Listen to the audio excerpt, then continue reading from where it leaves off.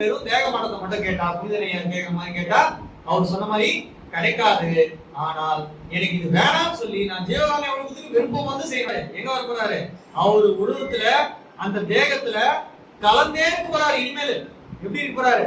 நீக்கமர நிறைந்து கலந்தே இருப்பார். பாட்டு கூட எழுதிட்டார் வல்லபெருமான். அப்போ இப்படி வர போறாரு, வந்து கலந்து அப்படியே இருக்க போறாரு, பிரியாமல் இருக்க போறாரு. ஓர் நிலை எனக்கு வேணும்னு கேட்டதை செய்ய போறாரு. சொல்ல புரிஞ்சுச்சா? நான் இந்த ஜீவர்கள் எல்லாம் தனித்தனியா பார்க்கல, எல்லாம் தாமாய் நிட்டுட்டேன். நான் தனியா இருக்கேன். நானா என்ன அர்த்தம்? அங்க நான்ன்றது என்ன அர்த்தங்க?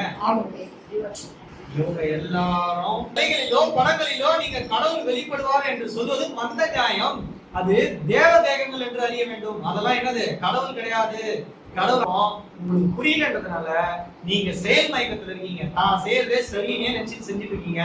இல்ல யார் யாரோ புராணங்கள் இதிகாசங்கள் அதுதான் நீங்க என்ன செய்யணும்? அப்படி நீங்க பாராயணம் இப்ப சொன்ன மாதிரி செஞ்சீங்கன்னா அப்போ புனிதர்கள் எழுதியதை செய்யணும். அப்போ நீங்க திருவப்பாவிட்டு வேற எங்கேயும் போக ஒழுக்கம் என்பதும் ஒன்றே என்று சொல்லிட்டு பிறகு